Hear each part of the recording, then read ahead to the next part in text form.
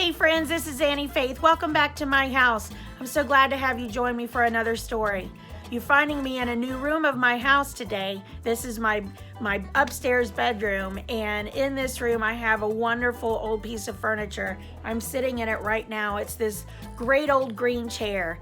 This came from Uncle Chris's grandmother, Grandma Minnie, and we have just cherished this chair. It's so comfortable, and we have such fond memories of sitting in it at her house.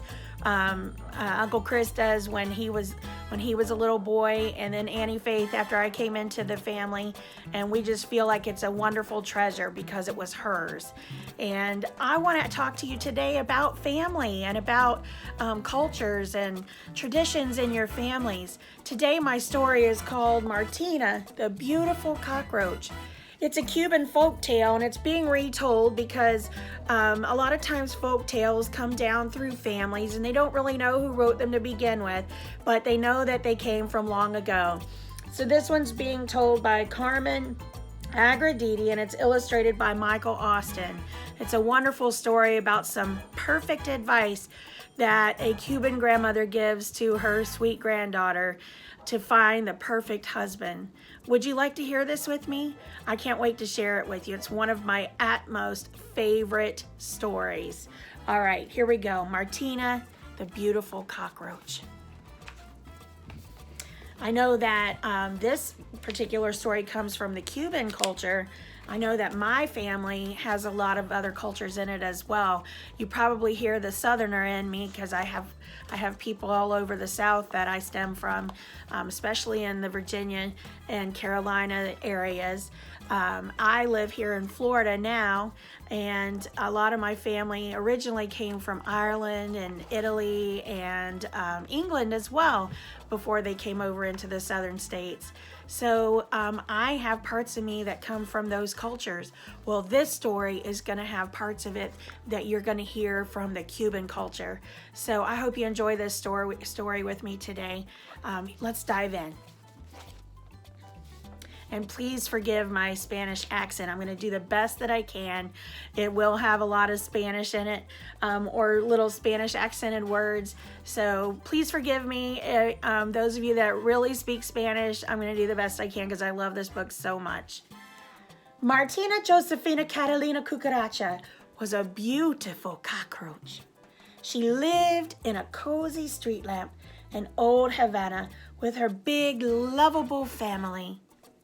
Now that Martina was 21 days old, she was ready to give her leg in marriage.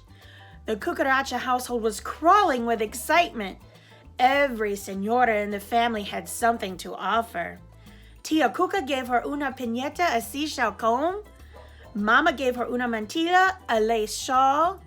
But Abuela, her Cuban grandmother, gave her un consejo increíble, some shocking advice. I know advice from a grandparent can be some of the best advice we could ever get. I can't wait to share with you what she shares with Martina. Here's our picture. I just love this story. I love the artwork in it. I love how it shows that the cockroaches have used all these everyday items that humans use to make their furniture pieces. And I love that it said she lives in an old street lamp. You want me to do what? Martina was aghast. You are a beautiful cockroach, said Abuela. Finding husbands to choose from will be easy. Picking the right one could be tricky. But, stammered Martina, how will spilling coffee on a suitor's shoes help me find a good husband? Her grandmother smiled. It will make him angry. Then you'll know how he will speak to you when he loses his temper. Trust me, Martina, the coffee test never fails. Martina wasn't so sure. I love this. A little test to see if her suitors, which means potential husbands, might have a bad temper or not. Meanwhile, Papa sent El Perico, the parrot, to spread the word. Soon, all Havana, from the busy sidewalks of El Prado to El Moro Castle, was abuzz with the news. Martina the Beautiful Cockroach was ready to choose a husband. As was the custom, Martina would greet her suitors from the balcony under her family's many watchful eyes. Daintily she sat down and crossed her legs and crossed her legs and crossed her legs. She didn't have long to wait. Now, why do you think Martina crossed her legs 3 times? That's right, she's an insect, so she has 6 legs. Not just 2 like you and I do. Are you listening, my friends out there? I sure am enjoying this story. I hope you are too. Don Gallo the rooster strutted up first. Martina tried not to stare at his splendid shoes. Keeping one eye on his reflection, Don Gallo greeted her with a sweeping bow. Caramba, you really are a beautiful cockroach. I will look even more fabulous with you on my wing. With that, he leaned forward and crooned, Martina Josefina Carolina Cucaracha, beautiful muchacha. Won't you be my wife? Martina hesitated only for an instant. Coffee, senor? She's going to play the trick on him. He's being very charming, but sometimes people can put on a fake image when they first meet you. Sometimes they're not really who they pretend to be. This coffee test might just show us who he really is. Right on cue, Abuela appeared. With a quick glance at her grandmother, Martina nervously splattered coffee onto the rooster's spotless shoes. Oh my, she said with mock dismay. I'm all feelers today. Kiki-cree, kiki-cree. The rooster was furious. Clumsy cockroach, I will teach you better manners when you are my wife. Martina was stunned. The coffee test had worked. Oh, most humble offer, senor, she said coolly, but I cannot accept. You are much too cocky for me. If you've not heard the juicy word cocky before, cocky is a word that means that someone is arrogant. It means that they think they're better than everybody else. No one is better than everybody else. We are all very special, each one of us and all of us equal. We should never treat others as though we're better than them. And that's what cocky means. It means that he's acting like he's better than her. Don Cerro the pig hoofed up next. His smell curled the little hairs on Martina's legs. What an unimaginable scent, Martina wheezed. Is it some new pig cologne? Oh no, senorita. It's the sweet aroma of my pigsty. Rotten eggs, turnip peels, stinking cheese. Don Cerro licked his chops and sang, Martina Josefina Catalina Cucaracha. Beautiful muchacha. Won't you be my wife? Martina had already left in search of coffee. I'm thinking maybe she's not so impressed with this gentleman. She wasted no time with the pig. Gronk, gronk, squeaked Don Cerro as he dabbed at the coffee on his shoes. What a tragedy for my poor loafers. He really is quite a ham, thought Martina. Calm yourself, senor. I'll clean them for you. I say you will, he snorted. When you are my wife, there'll be no end to cleaning up after me. Martina rolled her eyes in disbelief. A most charming offer, senor, she said dryly, but I must decline. You are much too boorish for me. The coffee test had saved her from yet another unsuitable suitor. Now, if you've never heard the word boorish before, boorish means someone's being really aggressive and rude, just kind of grumpy and grouchy and demanding things. We don't want to be boorish, and we don't want to be cocky. Those aren't good character traits to have. Let's see who she meets next. The pig was scarcely out of sight when Don Lagarto the lizard crept over the railing. His oily fingers brushed the little cockroach's lovely mantilla. You shouldn't sneak up on a lady like that. I don't sneak, I creep, he said, circling Martina. For some reason, this fellow really bugged her. I've had enough of creeps for one day, said Martina. Adios. But I need you. Wait. The lizard fell on one scaly knee and warbled. Martina Josefina Catalina Cucaracha, beautiful muchacha. Won't you be my wife? Martina sighed. Oh, let me see if there's any coffee left. She's not being very patient with this one. She's heard enough in his voice to let her know they must not be a good fit. This time, she wasn't taking any chances. Martina returned with 2 cups for the lizard.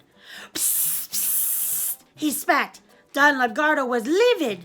He'd changed colors 3 times before he finally found his true one. And to think, he hissed, I was going to marry you. Martina stared at the lizard. You could have heard a breadcrumb drop. Food for thought, senor, Martina said icily. But I must refuse. You're much too cold-blooded for me. We heard a couple words in there. Livid and cold-blooded. Livid is talking about when somebody is super, super angry. Like as angry as you can get. And cold-blooded is often referring to reptiles, which he is one. But it can also be referring to someone who does things that are really bad. And if you heard him say, he stumbled and said he was going to marry her. I think he had another motive of marrying her. I think he really wanted to eat her. That would be cold-blooded. That would be really bad. Let's see what happens next. Will she find her true mate? When her grandmother returned to collect the day's coffee cups, Martina was still fuming. I'm going inside, Abuela. So soon? See, I'm afraid of whom I might meet next. Abuela drew Martina to the railing and pointed to the garden below. What about him? Martina looked down at the tiny brown mouse, and her cockroach heart began to beat faster. Ticky-tan, ticky-tan. Oh, Abuela, he's adorable. Where has he been? Right here all along. What do I do? Go talk to him and just be yourself. Always there waiting. She never noticed. Martina handed Abuela her piñata and mantilla, then scurried down to the garden. The mouse was waiting. Ticky-tan, ticky-tan. Hola. Hello. His voice was like warm honey. My name is Perez. Hola, she whispered shyly. I'm Martina. The beautiful cockroach, he finished for her. You think I'm beautiful? The little mouse turned pink under his fur. Well, my eyes are rather weak, but I have excellent ears. I know you are strong and good, Martina Josefina Catalina Cucaracha. Then he squinted sweetly. Who cares if you're beautiful? Ticky-tan, ticky-tan. Her heart is really beating. Martina, don't forget the coffee. It was Abuela. No, thought Martina. No coffee for Perez. Martina Josefina Catalina Cucaracha. See, Abuela. Martina knew better than to argue with her Cuban grandmother. With a heavy heart, she reached for the cup. But Perez got there first. Quick as a mouse, he splashed Cafe Cubano onto Martina's shoes. Now that coffee was on the other foot, Martina was too delighted to be angry. At last, she'd found her perfect match. But she had to ask, how did you know about the coffee test? Perez grinned. Well, mi amor, my love, I too have a Cuban grandmother. That is so sweet. So she found her perfect match. And it all stemmed back to she took the good advice of her Cuban grandmother. So friends, sometimes parents and grandparents and aunts and uncles are going to give you some advice, and sometimes you may not think it's the best advice, but it's a great thing to learn from those who have come before you and the stories that have come before you. I didn't mention earlier, but I also have some Cherokee in my family as well. I know from the Cherokee to the Irish and Italian and English that all are mixed up inside of me. It makes me who I am. And I know that all the wonderful advice that my parents and grandparents before me have given me, it's all meant out of love, and they want the best for me. And that's how your families feel about you too. So be sure and take an extra moment and listen next time your grandmother tells you a story. You may hear a wonderful folk tale like this one of Martina that came from your culture and your family. Thanks for joining me. And as my grandma Minnie used to say, bye for now. Friends, I had so much fun reading that story to you today. Email me at anniefaith@yahoo.com. Let me know what you'd love to hear me read. Also, tell me about what you're reading at home with your families. There are so many things we can share together in stories. Be sure and visit your local library this week. There's so many free books just for you waiting. And also, read together with your families. The best way to being an amazing reader is to read more. Love you guys. Bye.